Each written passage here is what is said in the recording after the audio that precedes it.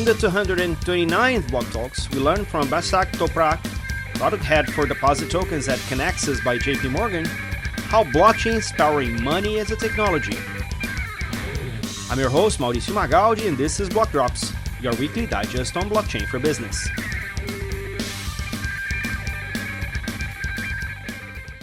These news are not a form of endorsement, sponsorship, or encouragement for consumption, and are meant for educational purposes only. All right, everybody. I have the pleasure of having here today Basak Toprak, who's going to tell us who she is and what she does with blockchain.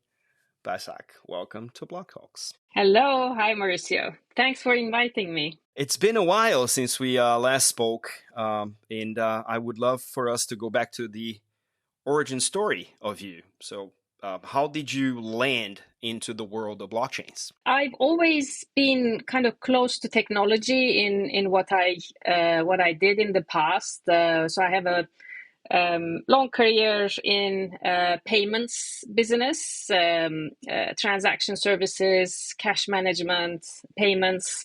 And then towards the kind of the end part of that, I got really fascinated by e-commerce, fintech, and how marketplaces, fintech boomed. So I focused on the bank solutions for fintechs and marketplaces, especially around financial service requirements of those parties. And then after a while, e-commerce and fintech kind of became a bit of a commodity in a way. So I was searching for kind of what is the new cutting edge technology out there. I've come across blockchain within JP Morgan when I was still at JP Morgan. I was following what our team did, our blockchain team did, and I was really impressed by all the work they've done. And there was an opportunity to join the team. I had no past blockchain experience, and this was 22, so you could say, not I'm not an OG in that in that sense, but I joined at a time when I think it was kind of becoming more of something that people were following as is this going to become mainstream, right? And my experience in mainstream payments was something that was interesting for the team. I always try to stay curious in what I do. I love learning, and I dived in, and it was like I say this all the time. It was like learning a new language. In that particular sense, what were the couple of things that attracted you the most? Obviously, there's the learning opportunity, and blending something you already know with something that is new is always enticing in terms of keep that active and being able to contribute at the same time. But what were the 2-3 things you think were the things that convinced you to kind of pursue that route? Because as we all know, JP is such a humongous organization. You could have gone pretty much anywhere to just continue to grow your career. And you chose this kind of somewhat still to be confirmed bet into that moment in time, even though 22, it seems ages ago, it wasn't. And it's also something that it was also a year that had to prove the resiliency of crypto in its entirety for everything that we lived through that year. So what were the things that actively prompted you to say, this is my next step towards my career? Yeah, look, I thought this has potential to re-engineer financial services, right? So that's what I liked about it. I didn't go into it fully believing that this will re-engineer everything.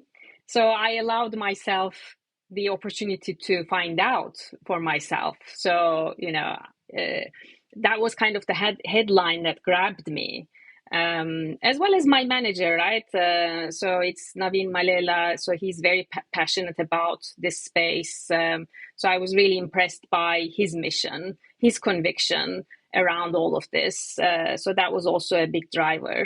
And I wanted to see everything I know about payments. Can I challenge myself to think differently with this new technology? Right? It's not something that is an iteration of what we've done before, but like here's an opportunity to think completely differently. And what does that give us? I love that the drive is the curiosity and the ability to test your own preconcepts on everything. It's such a powerful drive to move forward. Now you then joined the what was JP Morgan's blockchain team at the time. What were the next steps after that? Because we know there were many iterations of the play for blockchain with JP. So can you walk us through what that looked like from the inside? Sure, sure. So yeah, I joined the team Kinexys, so Kinexys by JP Morgan. And when I joined, we operated on our, and we still do, on our private permissions blockchain on Quorum, obviously Ethereum. It was built within in-house in JP Morgan. And that was how we started basically. So that was 2019 before I joined. And in 2022, when I joined, the team had a newer ambition, and that ambition was to go public blockchain. So soon after I joined, we've actually done a preview of a live transaction on public blockchain by issuing a deposit token for the first time, and we used verifiable credentials. So this was all very new stuff, especially for a regulated institution like us. And we've done it alongside others. And it was a project that was kind of initiated, encouraged by MAS in Singapore. So that was a moment in our kind of journey where we said we want to at some point in the future issue our deposits outside of our four walls on public blockchain. So then the mission started. So that was my mandate. That back then, after we've done that kind of proof of concept, so I was given the mandate to actually deliver this. And then, of course, as you alluded to, it was crypto winter. Even though deposit tokens are not crypto related, still we were affected by that. The environment. So we spent some time working on the concept, right? So we've written a white paper around deposit tokens, and we put the word out there that stable coins should not be the only cash alternative on public chains, particularly that commercial bank money, i.e. deposit tokens, should find its place. So we started talking about that very publicly. And that was my mission, talking publicly around it, as well as with regulators. And we took our time to develop kind of, the product design around it. We've obviously took a lot of people on the journey with us, both internally and externally. And, come last year in June, we've actually done our kind of first step, which we called POC, and we issued a dollar deposit token on Base. And we said we're doing this time. It's not just a one-off. We're going to complete our POC and launch. And that's what we did in November. We've actually launched a live product, JPMD, or otherwise known as JPM Coin, on Base. And now the mission is updated with making sure, of course, JPM Coin finds its place in the use cases on public chain to support use cases including payments as well as collateral payments, reserve use cases, etc. So that's kind of the journey from the beginning, 2022 to now. I love that you mentioned the work you did with the MAS, which we covered extensively here in the show as well, because I think the degree of involvement of regulators is proportionate to the success they'll have in this new paradigm for financial infrastructure. And the MAS is probably one of the hallmark examples of what you would expect a regulator to do to not necessarily regulate, but embrace the new paradigm and just get a feel for what that looks like and how that can impact both the firms they regulate and themselves as regulators, which is a very untapped space of opportunity for regulators themselves. And I think the fact that JP Morgan, led by you in these efforts, can represent such a powerful side of the industry that is by the crypto natives seen as a lesser so because it's not fully decentralized, blah blah blah. You can always think about decentralization as a spectrum. For lack of a better term, you guys are now on chain with deposit tokens on Base. Can you walk us through, other than bringing banking deposits on chain, which is kind of the initial step? You mentioned a few use cases. What are these use cases that you've been prioritizing now? What do they look like in terms of geography, in terms of jurisdiction, in terms of real world problem solving? What are the primary use cases and why are they so?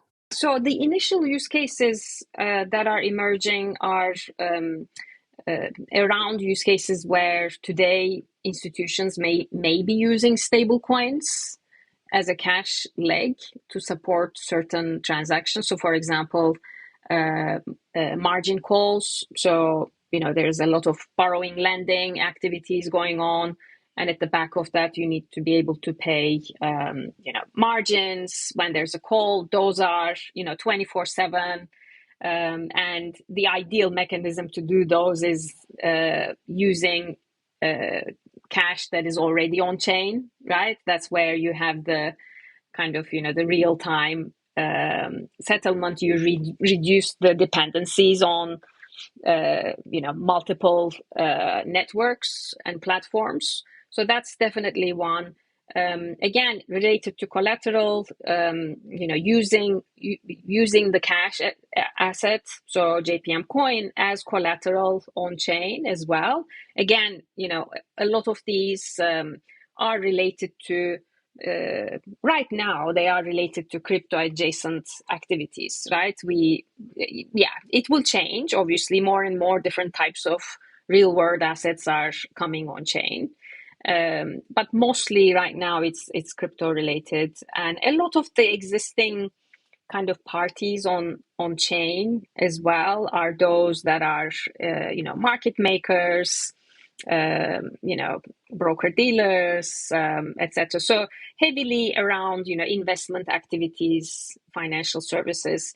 So I think it's right now it's less around, I'm going to pay for my invoice on on chain, except where you may want to use maybe stable coins to make those payments to suppliers in complicated markets, because other alternatives are not easy, and it's easier to pay by stable coins. But I think other use cases are more around crypto adjacent investment related activities. Just to kind of explore a little bit more in that space, we know that the larger use case for Quorum was the four walls of the repo market, which is $1 trillion a day market, which is huge volumes, high risk. You have to be super accurate on everything. But JP Morgan is also a bank that operates virtually in the whole world, every country, every jurisdiction, and we're every country there is dollar friendly. And you could argue that by being on chain in such a way, both in the JPM coin and JPMD, you would absolutely be in a prime position to help tokenize the counterpoint or the counterparty asset, like you said, RWAs and invoices, because there's a world of efficiencies where invoices are tokenized, the balances or the cash leg is tokenized, and the economy just floats between the two of them. It's just self-liquidating assets, if you will. Um, where do you stand and JP Morgan stand on the prospect of actually getting that degree of efficiency you guys were able to capture on the repo market for the extended trade finance, if you will, market that is global, that is heavily regulated, that is in, for lack of a better term, dying for efficiency? Great question, and I wish I had an answer, but I'll attempt at because I did look into this space when I first started. Lots of places where there are inefficiencies, right? Those inefficiencies are largely because of a lot of regulations and jurisdictional differences that are involved. So when you look at the chain of trade finance, it is just so complicated, and it's very difficult to re-architect that as it is on chain, right? And then you find out that you're actually not removing much of the complexity because the jurisdictional requirements, those still remain. And also a lot of the cases, people still want to hold on to the manual aspects of certain processes because they are using those to double check certain things. And when you talk about, oh, but we're going to automate, there's a friction in terms of, we'd rather not automate it because we're doing these different checks. And then there are these regulations in this market, but then when you move the money, you need to apply different regulations. And yes, there is a technical answer to all of these, but regardless, it's quite complex to bring on chain. Now, my conviction is that it will happen at some stage.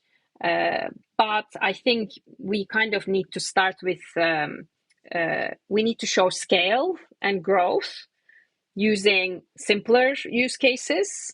And then from there, this will benefit the rest of the kind of use cases as well, including trade finance for sure. No, I hear you. And I think even with all that complexity, in light of the agentic economy that is upon us, I think the countries will have to come to terms with harmonizing trade finance regulation, because matter of fact, if they don't, then the inefficiencies from the regulatory fragmentation will remain, and then you can't capture the benefits of any of these evolutions, I think. So I think it's one of those moments in technology cycles where the conversation about standardization precedes technology adoption, but once you align into that, there's no limit on what the tech can allow you to do. So I think that's certainly something on point. So we're talking end of January 2026, and you've been 3 to 4 years into your blockchain journey with JP Morgan. What were the lessons learned from all these stuff? Because this time in blockchain is like 10x. So we've been 40 years into blockchain right now.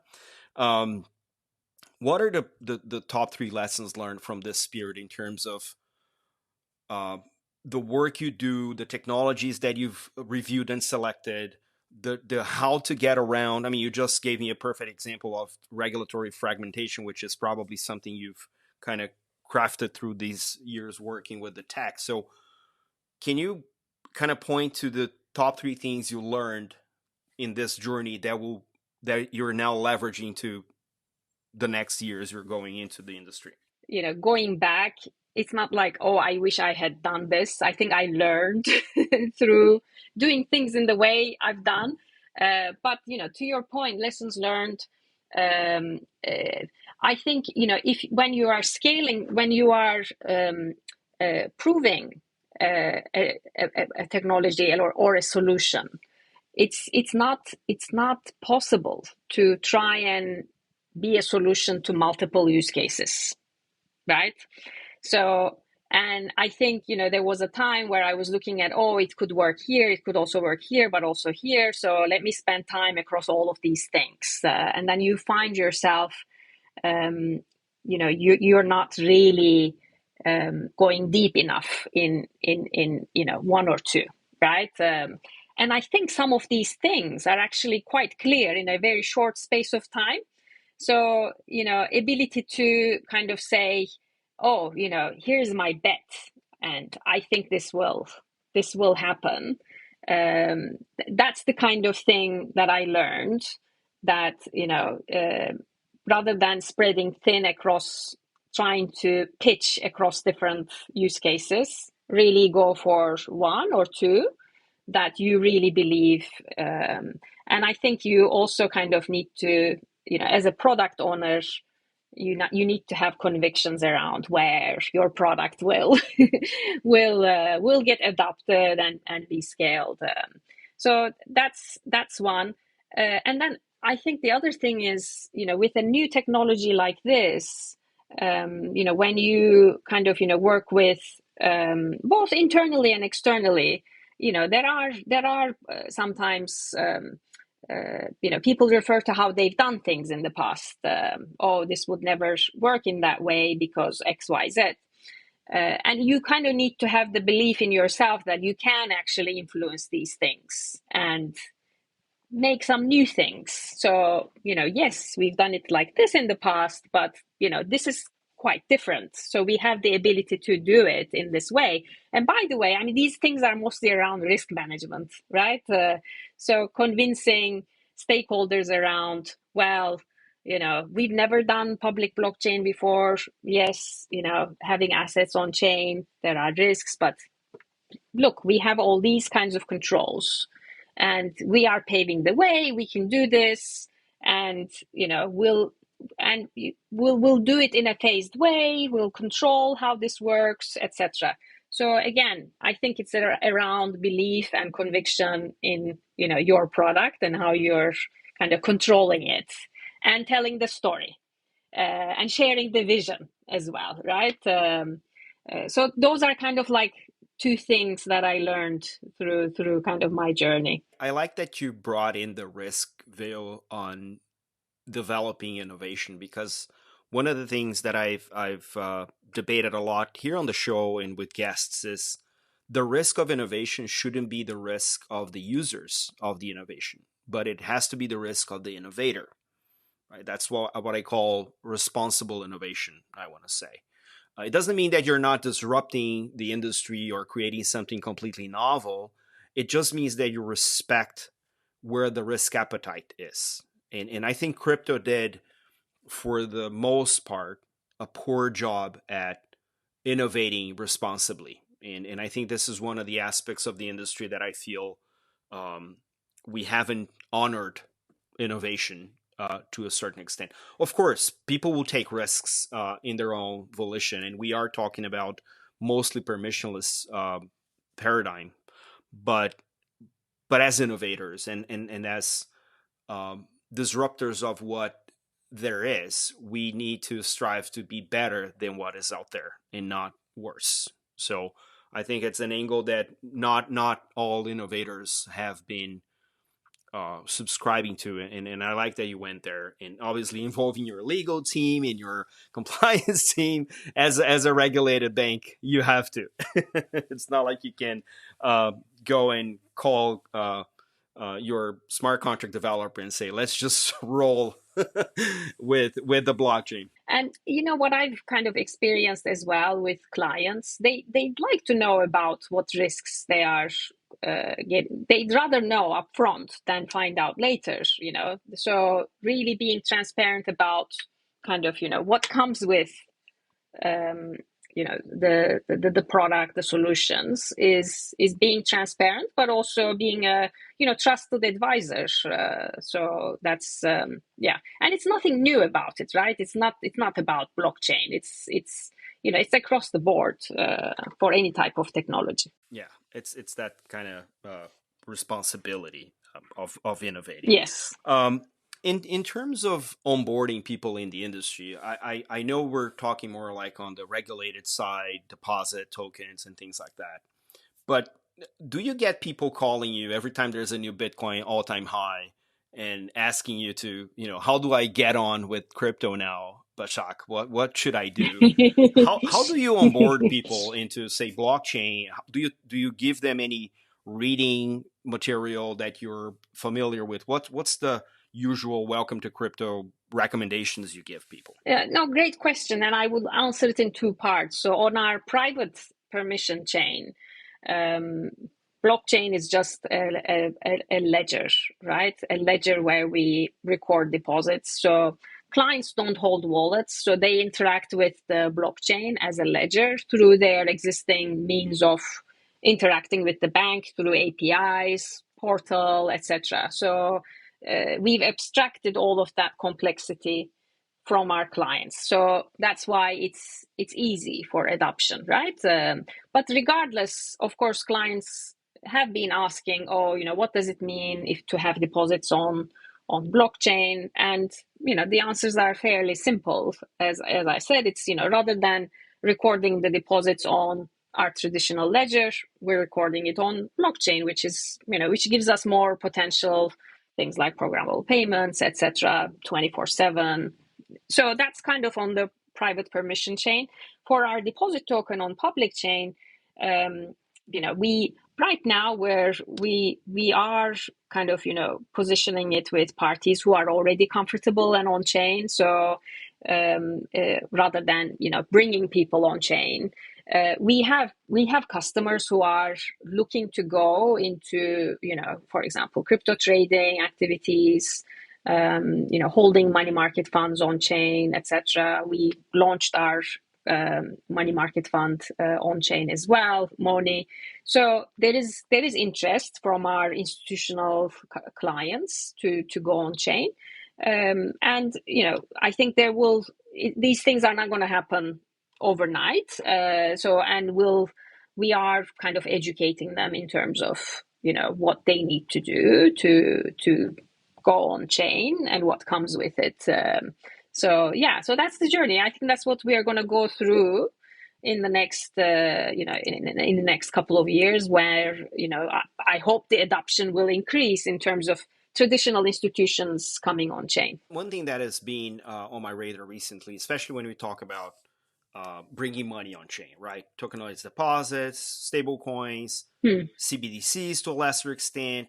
But there's two aspects that I absolutely want to check with you how you see this and how you're tackling them. The first is privacy.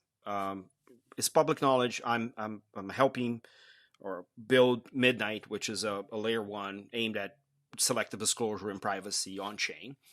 So it is a curiosity on how you're thinking and how the bank is thinking about it. I know you had a report come out last year on a variety of different solutions you guys have analyzed. So I want to hear a little bit more about that. And two, non-dollar stablecoins, because I am Brazilian, born and raised. I've been in the UK for a while. There is virtually no GBP on chain as a tokenized deposit or as a stablecoin. If I'm not mistaken, it's like 99.55% of all the volumes issued on chain are dollar denominated or dollar pegged. Yeah. You're at a global bank that operates in multiple non-USD jurisdictions. I want to maybe probe a little bit about what the conversation's been with these different geographies and whether they are willing to just accept the inheritance of the net risk of whatever the dollar is, or how are they even using that to kind of hedge against their own currency volatility? What's the conversation like? So these are kind of two very loaded questions. Pick one and we'll go from there. So privacy, yeah, definitely it's something we are keen on adopting at some stage, and I think it should be it should be optional, right? There are transactions where people may want privacy, others may not. So right now, for ensuring we get adopted by parties who are comfortable with not having a private privacy included. So that's kind of our target market right now, but we know that to scale this further, we will need privacy. So that's, I think, on the privacy side. In terms of other currencies, yes, definitely. So we already announced publicly that kind of our second currency will be euro. and we've already kind of trademarked. So JPMD for dollars, JPME for euro deposit tokens. ECB is doing a lot of work in this space, which is great work around wholesale financial payments, use of kind of like trigger solutions, CBDCs for kind of institutional financial settlements. So we're seeing a lot of kind of potential for having commercial bank money on chain, and then having central bank money as well as the interoperability leg. So definitely there is kind of potential for euros, and then of course sterling as well. UK is also fast following these developments. So I think we'll definitely see those two currencies amongst others, right? So there's a lot of other jurisdictions with great work continuing.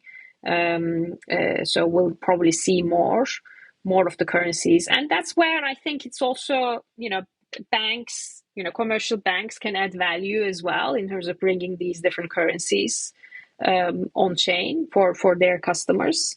So that's, I think, how we'll also create more usability of these tokens being transferred across multiple holders.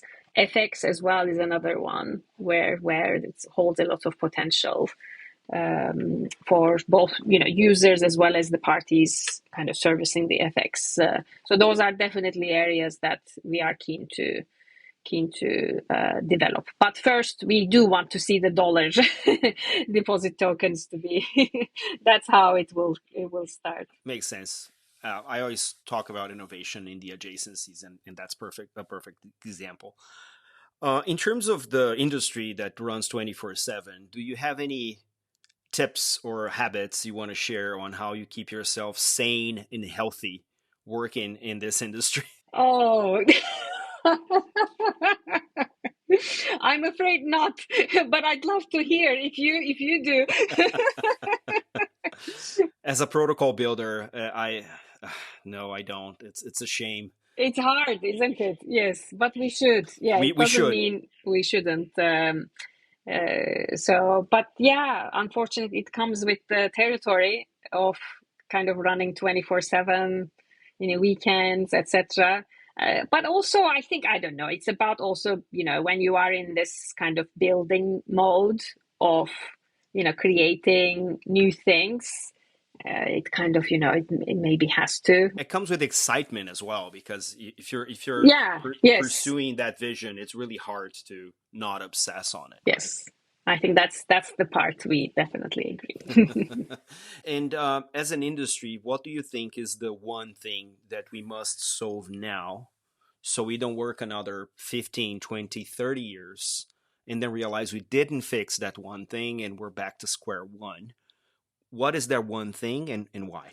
Oh, this is a hard one. I guess maybe there's lots of things, right? I mean, one thing that I'm kind of, hearing a lot of people talk about, the future that blockchain brings, which, I agree. Obviously, I'm in it, building. But I do believe that traditional rails will continue for a very long time. So I think it's more about making sure we have seamless ways of operating across, right? For example, I mean, a lot of jurisdictions spent years and years building real-time payments, which work, very, very well in most cases. So I think we need to create these kind of, bridges between the, on-chain and off-chain. And I think that's where there is also, talk around TradFi and, DeFi. The lines are blurring. I think that's kind of the sense. So what I wish is, again, coming from obviously TradFi in a still, regulated institution with most of its business in TradFi, and we are kind of, in that space.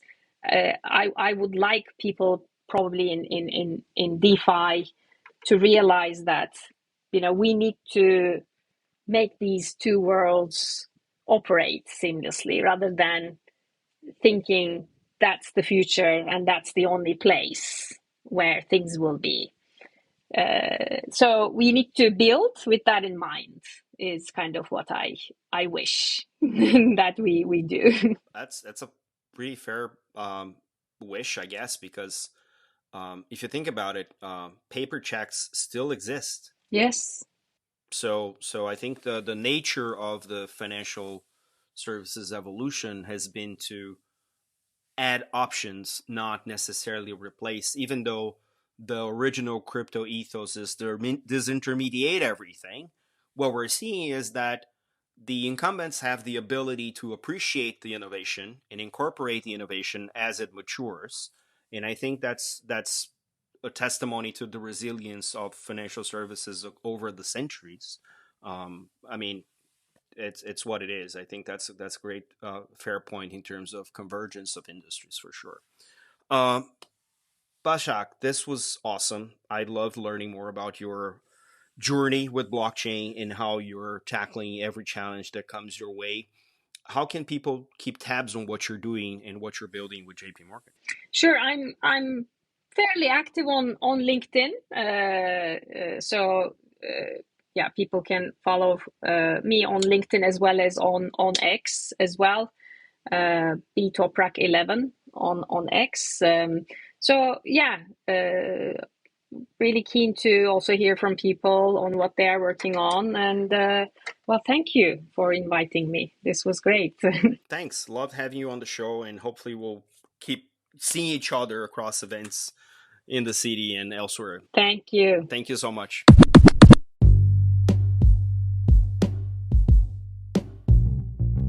Catch us online. We're on Instagram at BlockDropsPodcast, on Twitter at BlockDropsPod or 0x Mauricio. We're on Lens at blockdrops.lens.